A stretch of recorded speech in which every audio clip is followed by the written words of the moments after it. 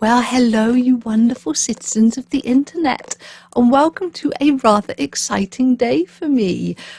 For a couple of reasons, actually. First of all, a new book is out, and I'm very excited about it. If you follow me on Instagram, you will know I thought this book was going to be out in the middle of January. That's when I first promised you it was the middle of January. It's now like the middle of May, and it's finally here. But it needed that break for the artwork and for me to faff about with some chapters that I wasn't happy with, and finally it is here. But the other, I mean, is it exciting? I guess I should see it as exciting.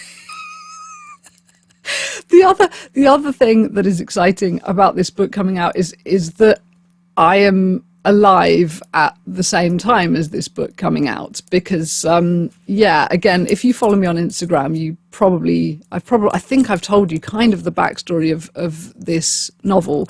It is called Exit Note, and that is literally what it was intended to be. I first wrote it back in 2022, and I swear to God that this book has kept me alive for the past 2 years, because I intended for it to be my public goodbye. I intended to schedule it and schedule the announcement, schedule everything, and then, bunny hop off the planet and leave you with this.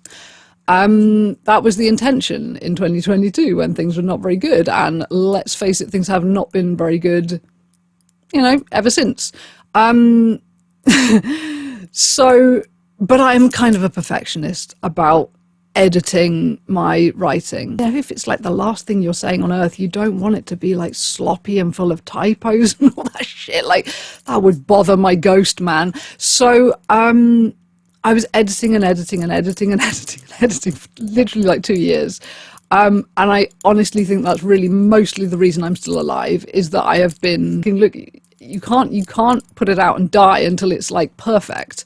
And I guess I'm going to be real and say that literally, honestly, like, it comes and goes for me. This whole passive suicidality slipping into active suicidality thing, it comes and goes for me. And today I feel pretty cheerful. I've just turned myself into a green creature, and I'm feeling pretty cheerful, and I'm feeling like, yeah, I'm going to give you this book, and it's going to be great, because I'm going to finally have it off my plate, and I'm finally going to be able to get back to my vampire novel and getting back to trying to sort out the second volume of the Nostalgia Project.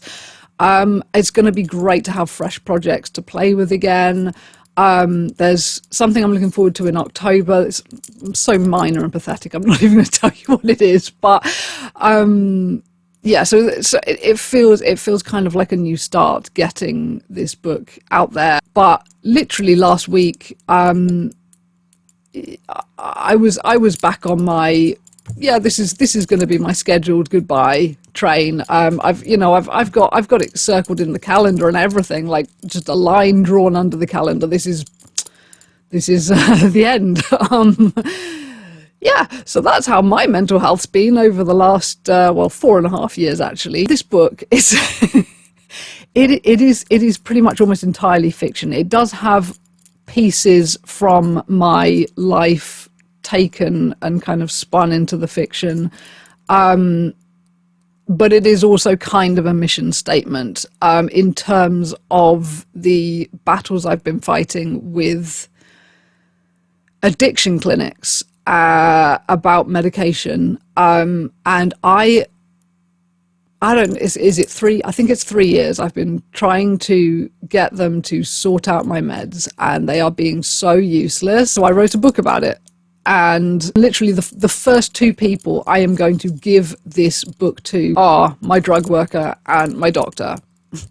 Because I just feel like, well, am I saying this better? Am I saying this better if I spin it through another person? I let another person tell the story. Will they listen then? Like, probably not. But I love the story, and I love the characters, and I wanted to put it out there and let you read it. because I do think it's one of the better things I've ever written. I've always loved writing arguments, and this book it's basically just a series of arguments with various people about various things, and I love, that finally, after 2 years of kind of polishing it, I feel like you can kind of get everyone's perspective. Like, everyone has a reasonable perspective. I feel like you're probably, a lot of people probably, you're not even rooting for the main character. A lot of you're probably kind of like, actually someone else has more logic in them. Or, I like the fact that I feel like it does represent kind of multiple sides of the equation, because that's the other thing about writing arguments, is it's not really fun if one person is winning and one person is just giving lackluster bullshit, so whenever I make a video, they always come out so long, because if I make a video about something, I like to present both sides as much as I can, mostly because I'm just a bit of a debate team person, really, and I think it's fun to give the opinion and then kind of give the other opinion and kind of have the little argument with yourself. So yeah, it's been fun. It's been really, really fun writing this book. It's been exhausting and grueling, because it's, I've edited it for 2 years, and it will be so refreshing to move on to something else at this point. But I have loved the process of doing this book. The cover picture, once again, I'm afraid I've only got it with the not for resale kind of proof copy thing written around it, but the cover picture, once again, is done by the wonderful, wonderful human who made the Millennium Gothic cover. I immediately went back to them for this one, and yeah, I like this one. I don't know if you can read it because I don't have a magnifying glass handy, but I can't remember who came up with the idea, actually, whether it was me or them, but there's his screens. You can see his screens, and there's some very small writing on the screens, which may or may not add to the experience if you find a microscope and you can actually read the small writing that's on there. It's a very petty little detail, but it gives me great pleasure. So yes, this is the new book, and yes, by the time you see this video, it will be out. I am literally, as I'm recording this, I'm like sweating. I'm so nervous. I'm about to hit the big red button and let it go out into the world, and then the minute it pops up, I will give you this video. So when you're seeing this, it is live in the world and you can purchase it. It will be available in ebook and in physical book copies. It's on Amazon, so just go to your local Amazon. So, if you're in America, the American Amazon. If you're in the UK, the UK Amazon. It's called Exit Note by Dorian Bridges, and hopefully that will find you the book, and then you can see where these flamingly furious arguments take you, and whether you love, hate, despise this book. I don't know. But I'm fucking excited to get it out there. I really am. Yeah, I do mean to make a video, to be honest, about like passive / active suicidality, and techniques for keeping yourself going. I guess one thing is that, weirdly enough, something that I find has kept me going over the past 4.5 years has been almost leaning into it, which might not be an idea for everyone, but I will sit down and write my goodbyes. As I say, this book essentially was going to be, my kind of mission statement / public goodbye. And I've written every shade and every variety of goodbye to literally every single person in my life. Sometimes I've recorded them, sometimes I've written them, blah, blah, blah, blah, blah.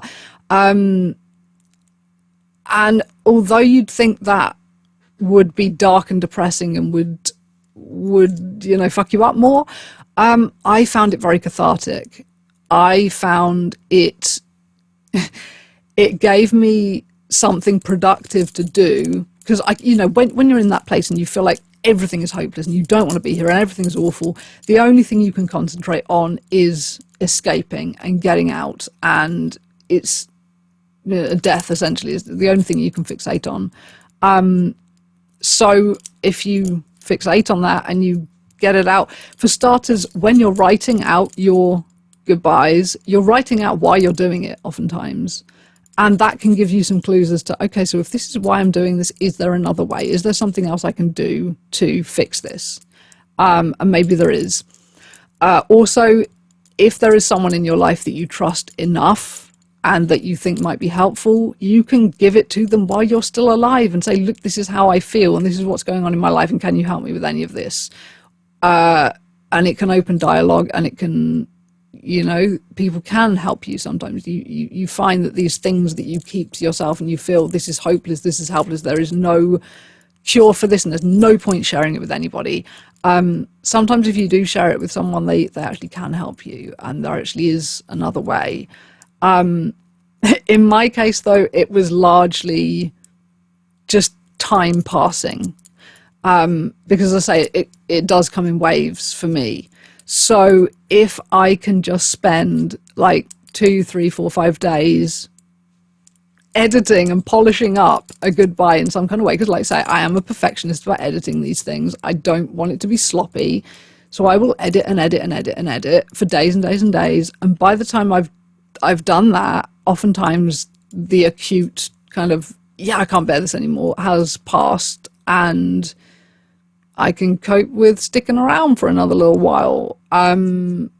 So that's one thing that, I don't know. So yeah, at some point I will, as I say, make a video giving various other strategies and things for keeping yourself on the planet.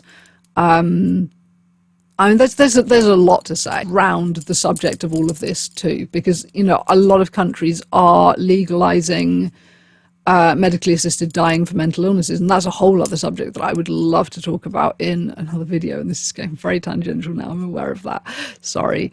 But yeah, like a lot of kind of all of that. It does dance around this book to some extent. So yeah, it's a bit of a dark book, but I think it's a fun read. It's quite a quick read, because it is arguments and they flow so easily, and I think it's quite easy to read. Yeah, so Exit Note is out, and I am still on the planet at the same time as my goodbye being out, which is kind of terrifying, but yeah, I think Amazon will probably let you do the little, if you want to look inside this book, read the first few pages, blah, blah, blah. I think you can probably do that on Amazon. So if you want to peek inside, pop over to Amazon. And if you want to buy it, I would love and appreciate you forever, because that would be amazing. Because it's been really, really wow, and really just strange and surreal and beautiful.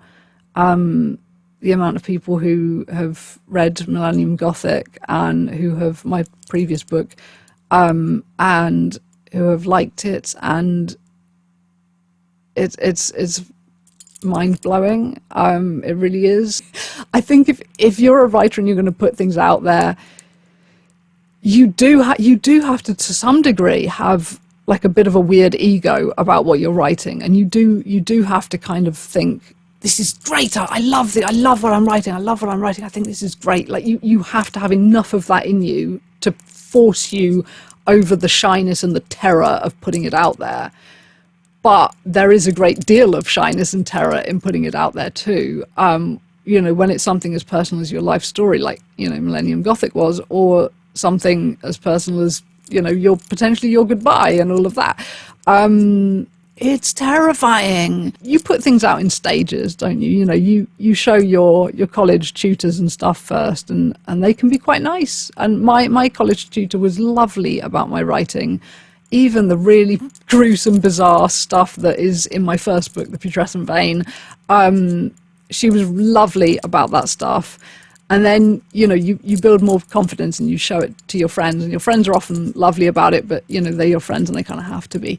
So when you genuinely put it out there, and people who, like, they owe you nothing, and they still come to you and tell you that they loved it, like that makes me want to cry. That's so amazing. So yes, so thank you to anyone who's read either of the two previous books, and I hope you like this one too. Once again, it is kind of different. You know, the past two have been very different, because the first one is very gruesome short stories and kind of vampire-y short stories, just all that kind of thing. The second one is autobiographical. I'll leave the details of all of that below, all the books below. And then this one is a whole other thing again. So yeah, just like with everything about me, I think, you know, my hair and my makeup and everything changes constantly. My channel cannot stay in its lane. It doesn't have a lane. There's too many things that interest me and that I leap about from place to place, and my writing is much the same. But if there is anything you would like me to talk about, book wise or anything wise, please drop the what's it's in the doodah below. And I'm running out of words. It's too exciting and too nerve-wracking, and I can't do words.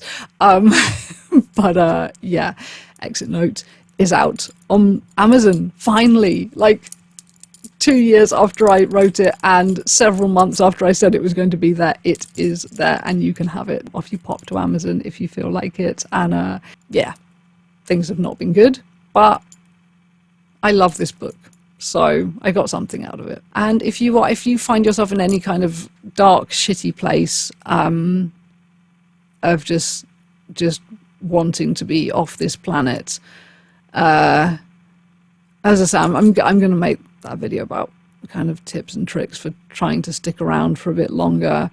I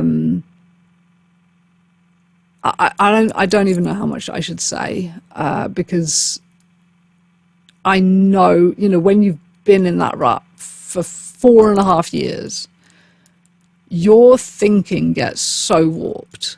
And some of it, I mean, I had a conversation with my drug worker like yesterday, and I don't think I should say some of the things I told him publicly. Not because it's like a worrying, like, oh my god, are you going to top yourself thing? Like, not that. It's just my thinking about death is so warped now after 4.5 years. So it's hard for me to know what to say to anyone who is in a similar place. I know where you're coming from, and I know how difficult it fucking is. And the bizarre thoughts that go through your mind. Yeah, do have someone to fucking reach out to. You know, whether it's a crisis line. And dude, if you phone a crisis line like the Samaritans or something, and you get someone shit, you know, someone who's just really like taciturn, they don't want to say anything, and they're just critical, and because they vary, right? So if you get someone like that, hang up, phone back, you will get someone different, and keep hanging up and phoning back until you get someone who makes you feel better. That's something I wish I'd done on certain occasions when I've had someone awful and it's just been a whole awful thing. So, you know, keep trying them. But you know, hopefully if there's someone in your life, be it friend, family member, whatever, that you can trust with things, and you will find that the people you can trust come in very unexpected places. Because one of the people who has kept me alive and who has had some of the most useful, helpful, meaningful conversations, have been the most supportive to me, like me as a fucking greenhead, eclectic pagan goth, has actually been a priest. I spoke to my mum's priest about wanting to die a lot, and and she's the loveliest woman, the loveliest woman, not judgmental at all in any way, be it religiously or in any other way, just the loveliest woman. And I owe her a lot, and emotional. So yeah, I mean, I would say, obviously, if you're living in the deep south or the Bible Belt and you look like me, maybe going to a priest for help is maybe not going to go as well for you as it did for me. But you will be surprised by the people in your life who do turn up. I mean, it's like, three of the friends that I'm the closest to at the moment are people who've kind of been on the outskirts of my life for decades. We've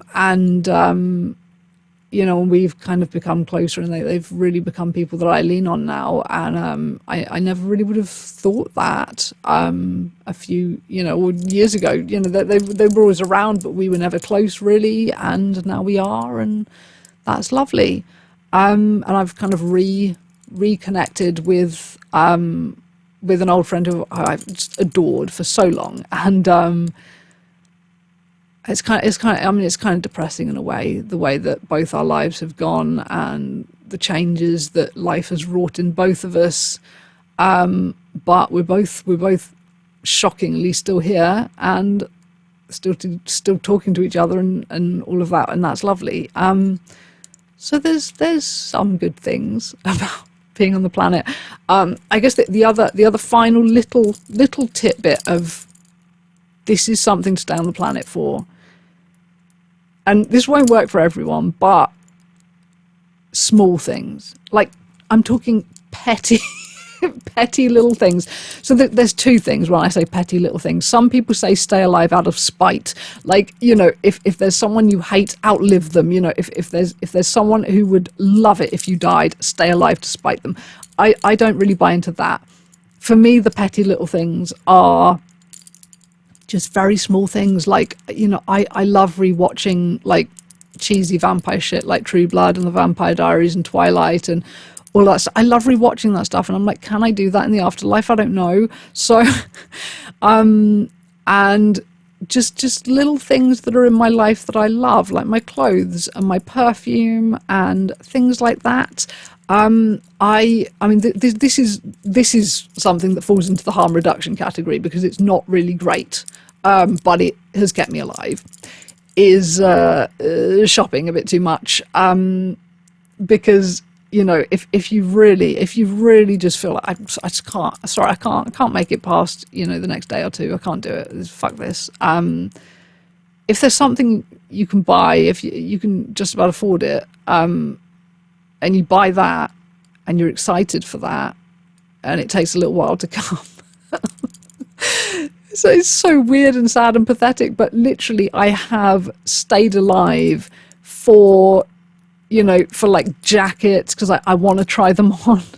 I've stayed alive for backpacks because I want to see how much stuff I can fit into them.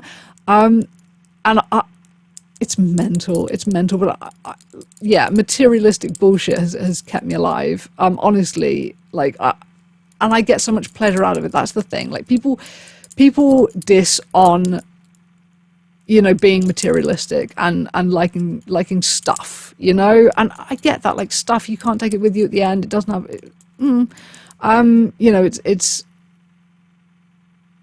it's just stuff, right?